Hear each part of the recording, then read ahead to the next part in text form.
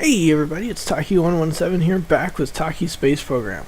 So, last episode we talked about aircraft and flying and did a couple missions that way. Now we're going to try to get to the moon. Now we don't have to land, we don't have to orbit, we just have to fly by.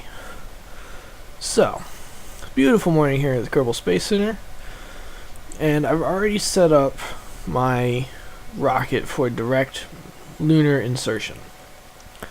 So, the way this is going to work is I'm going to launch my rocket, head east, and then I'm just going to keep burning at apoapsis to take me out to lunar orbit. Now, I won't be able to see if I get there. I won't know if, I've hit the right spot. It's really going to be hit or miss. But what I like to do is I like to set up my map view camera so I'm staring at Kerbin's North Pole with Kerbin as my target, or as my point of focus, and have the moon, or the mun, on the right side of my screen. And then I know if I burn prograde at the 9 o'clock position of my orbit that I will encounter the mun, because it is in a perfectly flat, zero inclination orbit. That's what makes it so easy to get to, is it's, a 0 degree inclination. It is a perfectly circular orbit. And so, anywhere you go to, it's going to be the same distance. So here we go. Let's see how bad I screw this up. Oh, and I don't have any SAS modules or pilot, because this is a probe. So here goes a whole lot of nothing. I'm also at my part limit, so I don't have any of the control surfaces that I would like. This is a 30-part vessel, so this should be pretty interesting, actually. Oh, and once my first stage is gone, I don't have any electric charge either. Or any way to generate electric charge, I should say.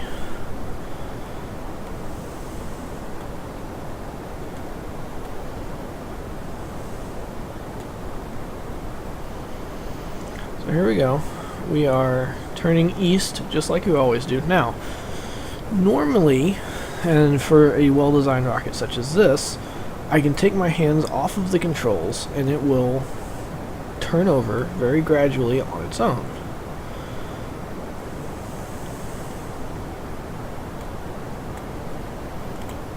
This would be so much easier if I had SAS, because then I could just tell it to hold my oh, I have smart SAS. Let's see if I can use that to hold surface positive. There we go. Okay. Now, I am going a little fast, but that's okay.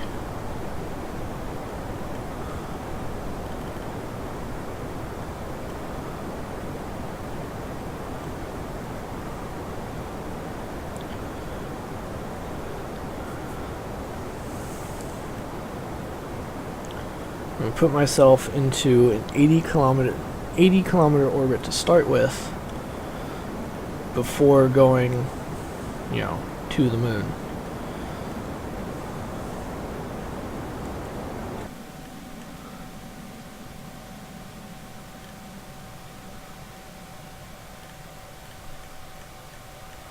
Alright, here we go.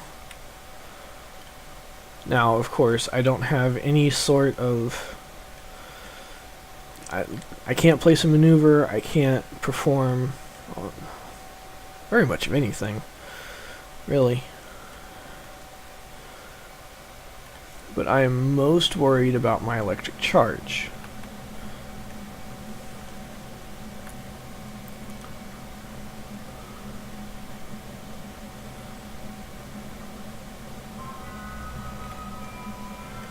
So I am about a minute from my apoapsis.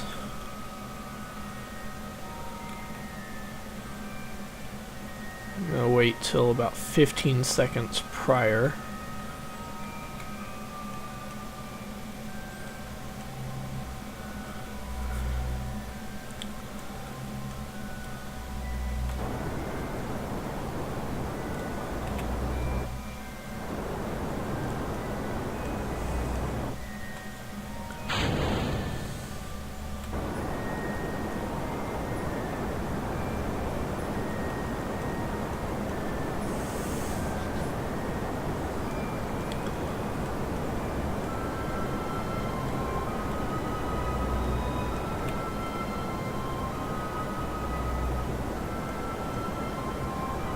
Oh dear.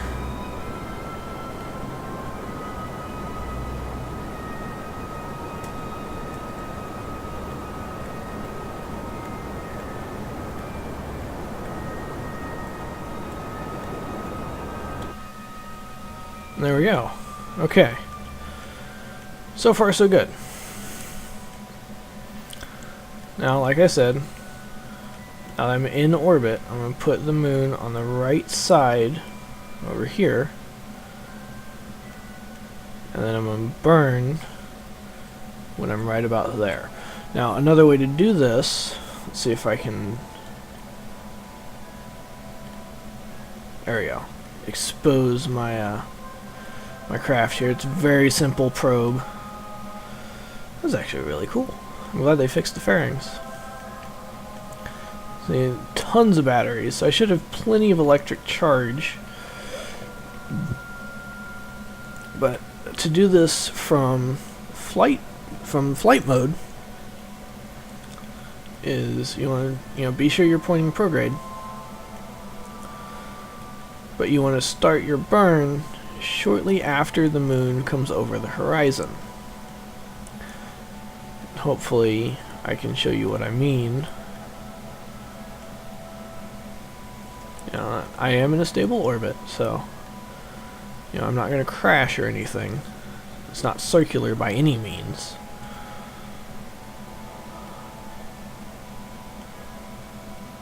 Let's see if we can see it here.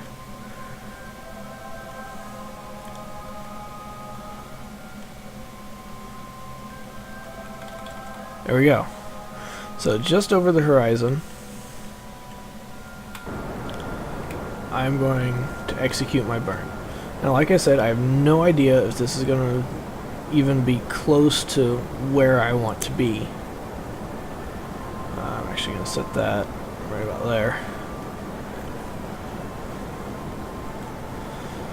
But we should be good. So 11,400.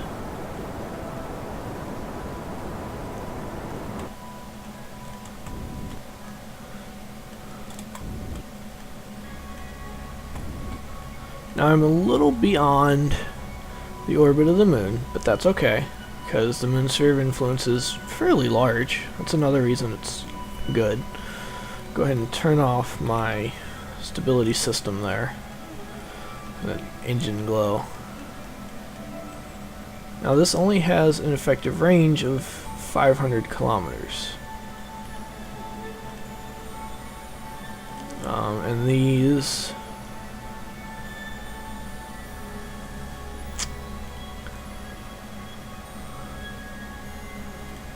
I can extend them, but I don't think that actually does anything as far as range is concerned.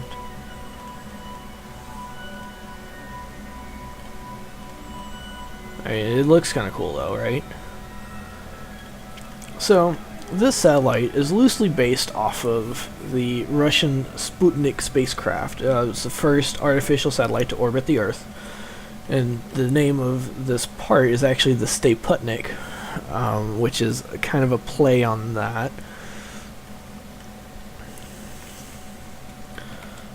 Let's see if we get captured. Now, I'm definitely going to lose connection here. Actually, kind of surprised I haven't already, but it did say that they are combinable. So...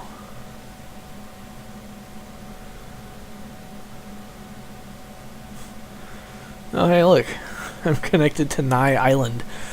That is a play, or in reference to Bill Nye the Science Guy, a popular kids science television show. So here we go. We're going to go out. Now you can see the moon moving along its orbit to catch up. Hopefully...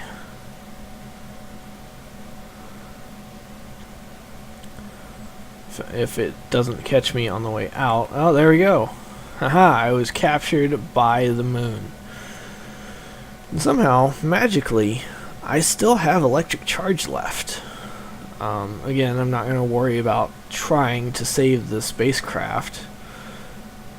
There we go. I've successfully encountered the moon without a maneuver node. So, just so you guys know, it's entirely possible to do this without maneuver nodes, without, you know, any form of control. It's possible to do it without map mode even. As you saw, you know, as soon as the moon comes above the horizon, you be in your barn, you're good to go. So, you know, not going to worry about, not going to worry about circularizing. I could if I wanted to, but there's no point. The satellite's gonna die eventually. You know, I'm just gonna let it sit in orbit. So, let's head back to the Space Center and see what other contracts we can do now that we've successfully flown by the moon.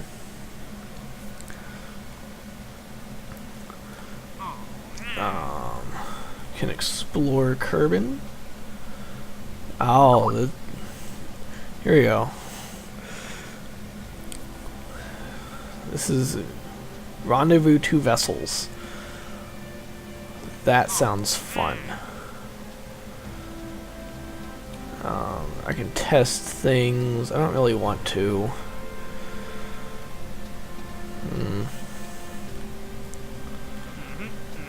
Oh, good lord. All these things. I don't need to do that. Don't need to do that.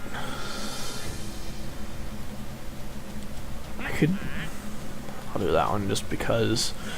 But I will do that between episodes. Oh hey, and I have enough science that I can unlock another tech node.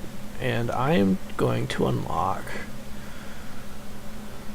I'm going to unlock this one because it has a much needed solar panel.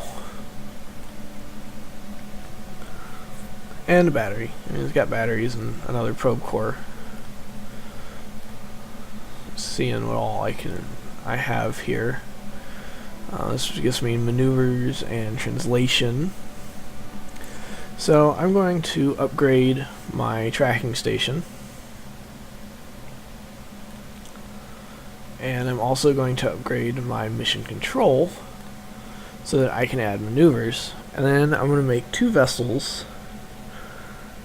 to rendezvous in orbit.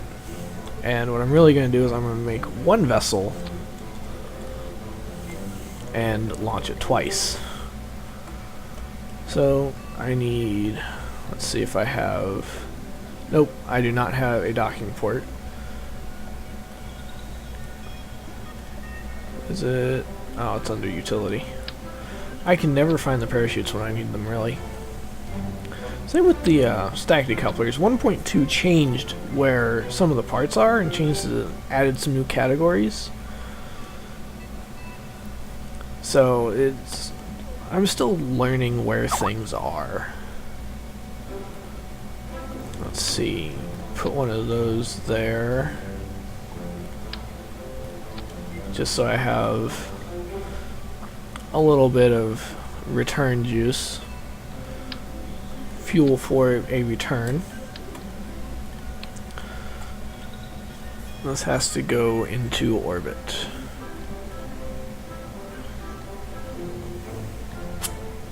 So, let's put some fuel tanks on here. 2, 3, and that should do it. Put my LVT 45 on there. Yes, that is plenty. Thrust to weight ratio is a little high, but I will call this rendezvous.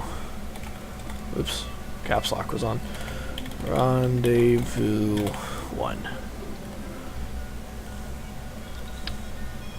Now I am still limited to 30 parts. Unfortunately, this one is only 12. And that part count will actually go down once I unlock more or higher tech nodes. Because then I can get larger fuel tanks and get rid of some of these. So I'm going to save that. I'm going to make sure... Yep, Jeb is in the pilot seat there. I'm gonna go ahead and launch it.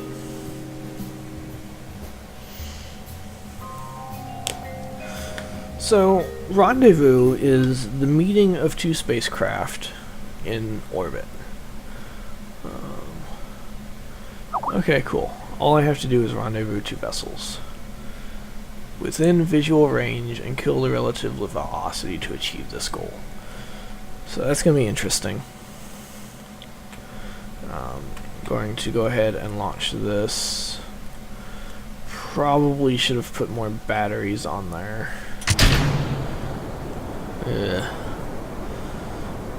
But like I said, you know, I have dedicated return budget. So, you know, if I need to come back, I can. It's not a big deal. Now, of course, all of my launches, including this one, are fairly standard.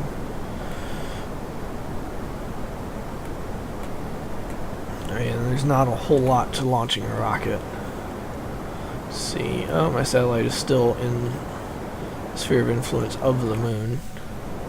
It's probably going to be a little while before that comes back around. If it even comes back around, it might be a Luna 1, which was one of the first artificial objects to fly by the moon, and it wound up in a solar orbit.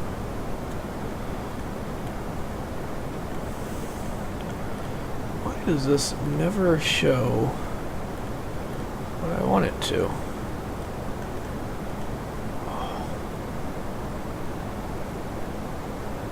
I don't care how much monopropellant I have. So here we go. I'm actually going to throttle down.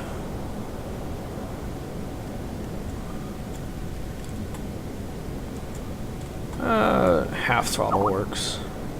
Throttle down to 1/2.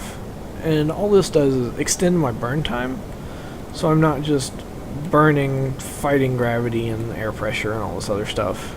I'm not wasting fuel, is what it amounts to.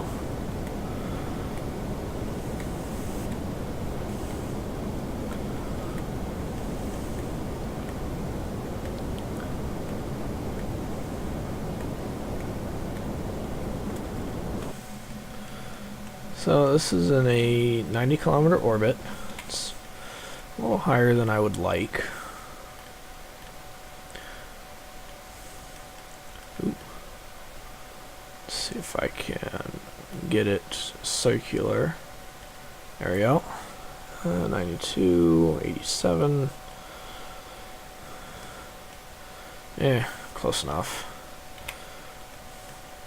Now, the reason I'm going into a little bit higher than my standard 70-kilometer orbit is so that I have a little bit of room to maneuver.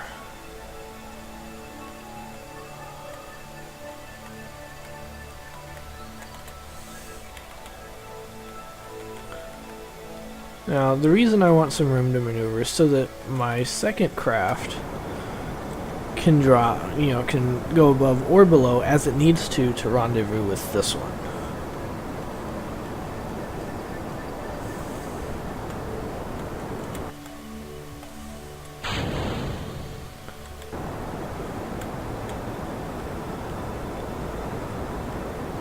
So here we go. I believe it was Gemini 7 and 8 that did something very similar to this. The reason they didn't dock was NASA actually didn't think that they were going to be able to get as close as they did. And you can look up online, and it was the first time that America had rendezvoused with another spacecraft. I don't remember if the Russians got to that point or not. So, Jeb is safely in orbit. I'm going to head back to the Space Center. And I'm going to build another one exactly like it. But this one is going to launch a little bit differently.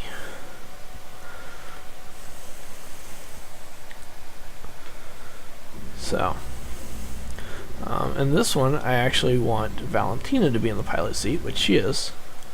The reason I want both of them, respectively, is because they're both pilots, and pilots fly spacecraft. That's what they do. So I'm going to do something called a launch to rendezvous. And what that means is, let's see. Yes, I can set it as my target. So by launch to rendezvous, that means I'm going to launch straight into this target orbit here. Let's orbit. So what I'm looking at is on my nav ball, there is a target marker. You can't see it now. There. So this is target retrograde coming up, and I don't want that one. You can see it passing directly overhead, only off by 1/4 of a degree.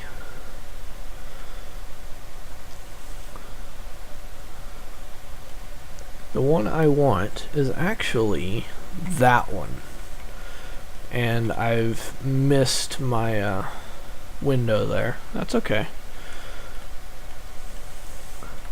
Just gonna go around again. And once again, target retrograde passing overhead.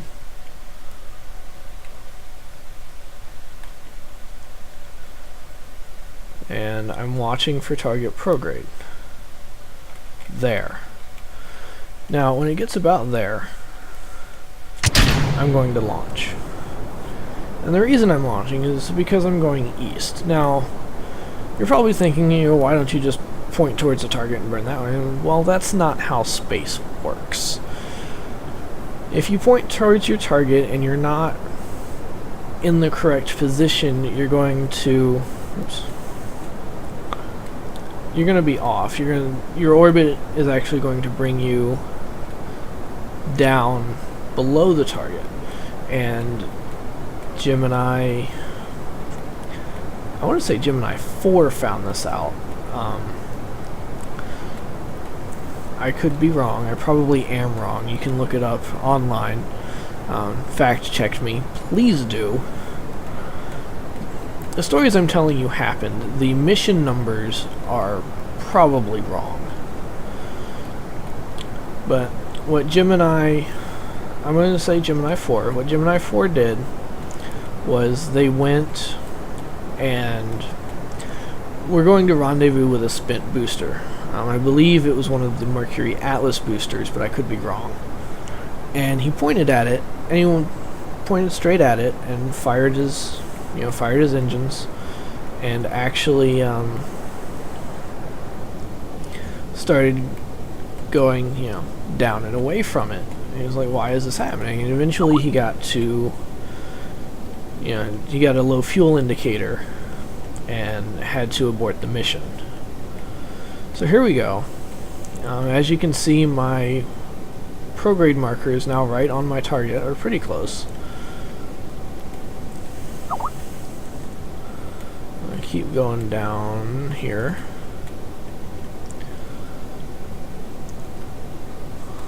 See? Now I'm keeping my prograde marker, or my orbit prograde relatively close to target prograde, so that I actually rendezvous with my target.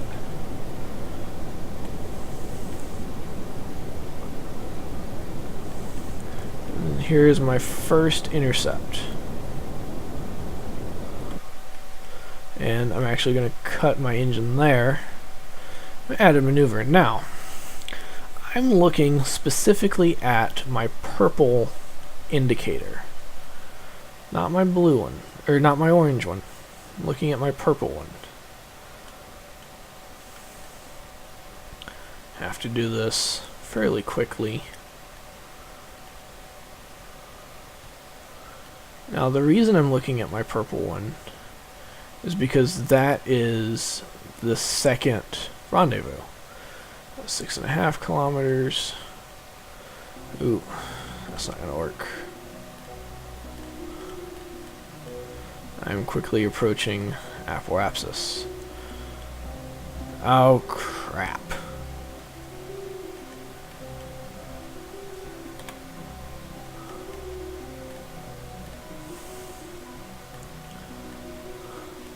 So,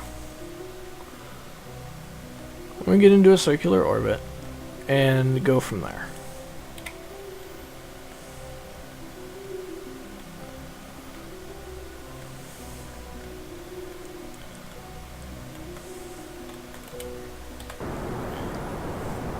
Once again, I don't have enough fuel in my first stage, which is fine. Alright, so we're going to do that.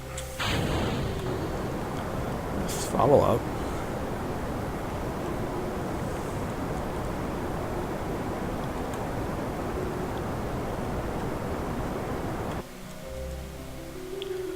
And that's good enough. So, I'm going to put a maneuver there, and I'm actually going to advance it in orbit. So I'm working with my next orbit, and I'm looking at my purple markers. Oop. Now, the reason I'm working with my purple markers is they're actually easier to see. 0.6, 0.4, let's see if I can get closer. 0.4, 0.9, 0.6, let's adjust. 0.5, 1.1.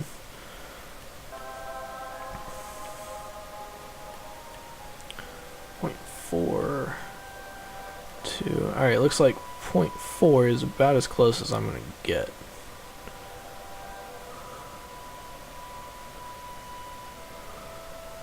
Ooh, 0.1. There we go. Okay. So I'm now going to point towards this maneuver. And I'm going to time warp. There we go. So, passing first approach. Now you'll notice that my planned orbit drops below my target.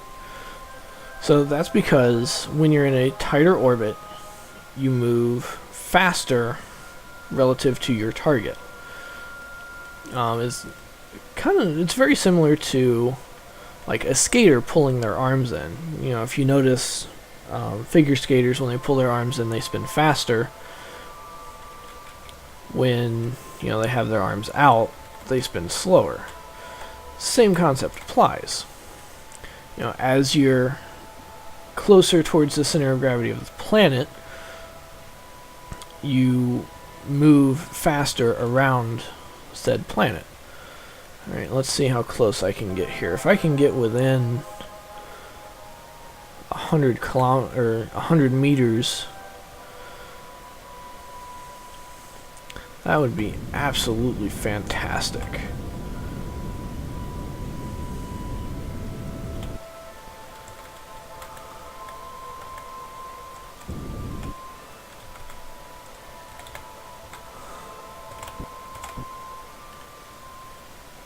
.1 kilometers. Okay, I can work with that. Oh dear.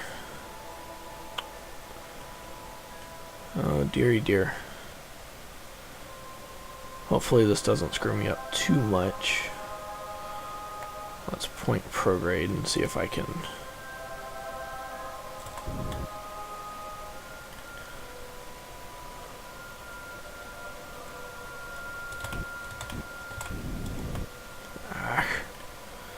So what I'm doing now is I'm actually fiddling... There we go, 0.1 kilometers. The only issue is I'm passing within the atmosphere. So hopefully my orbit doesn't change too much.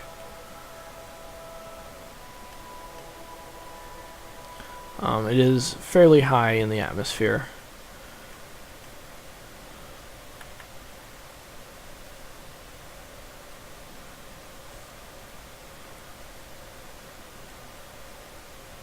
So hopefully I don't lose too much speed. But I do have some extra delta V here.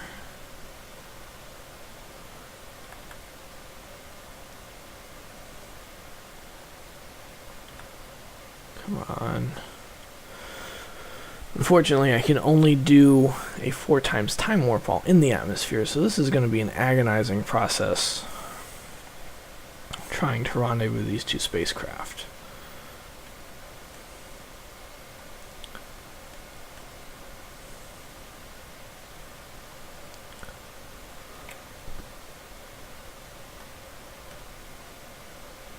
Good news is I have plenty of electric charge, so I'm not using any of it.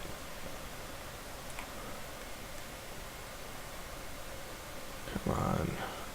And I'm not falling too far away from my target. It's actually bringing my second node closer.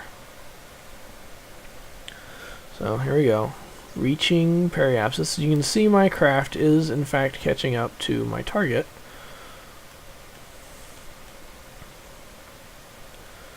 Seven. Okay, we're doing good, doing alright. My apoapsis is falling farther than I would like, but that's okay. 2 kilometers. We're good.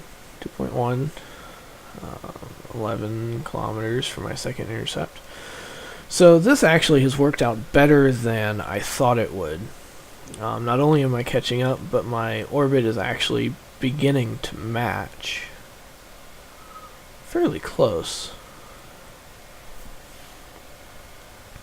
0.8, 7. And I'm past periapsis. I'm starting to come out of the atmosphere.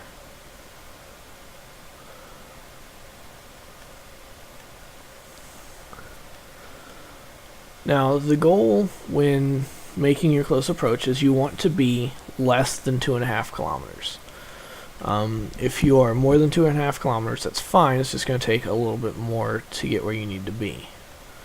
I'm getting close to that 70 kilometer mark, and as you can see, my spacecraft are now fairly close together.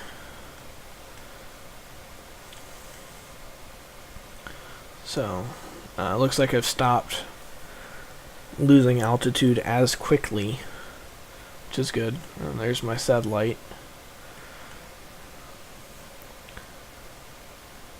Okay. Now comes the fun part.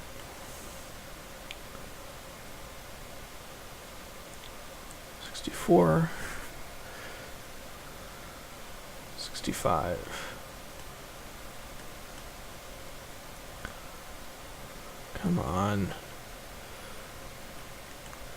So here we go, coming out of the atmosphere now. 68, 69,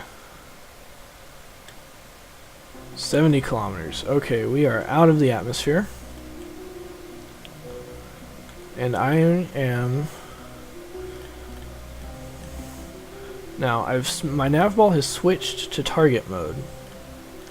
So now my prograde and retrograde markers are relative to my target. I'm going to switch back to map mode. Let's see. There it is. To turn on air or craft indicators, it's F4. So if you know there should be a craft there and you don't see it, just hit F4 and that will bring up your craft indicator. And I'm going to speed up time just a little bit. And my closest approach is 2.3 kilometers. So I'm just going to accelerate time. 8, 7, 6, 5, 4, 3, 2, and then, oops, too much. 0 my velocity relative to my target.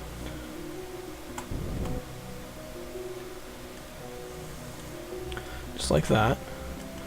And as you can see, you know, I'm fairly close to my target now. I've not quite completed my contract, so they can't see each other.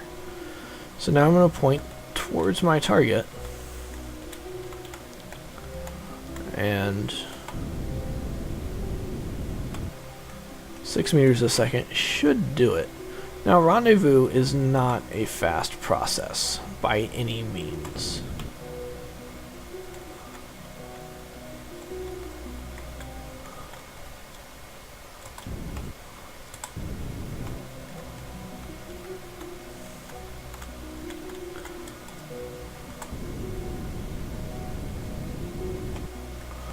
There we go.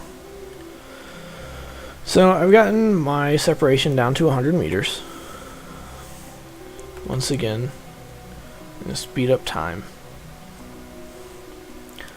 This video is running a little longer than I had intended, but that's okay. There we go, we have successfully rendezvoused. But just to show you our next step, again, oops.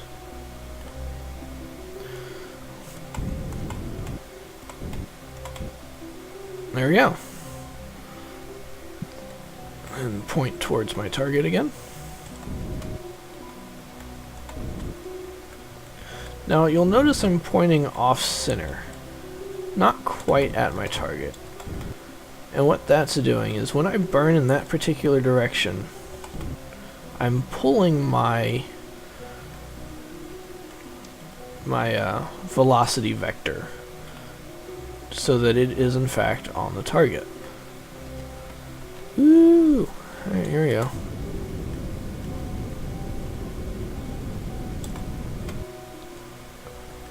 There we go. Now, I believe Gemini's 7 and 8,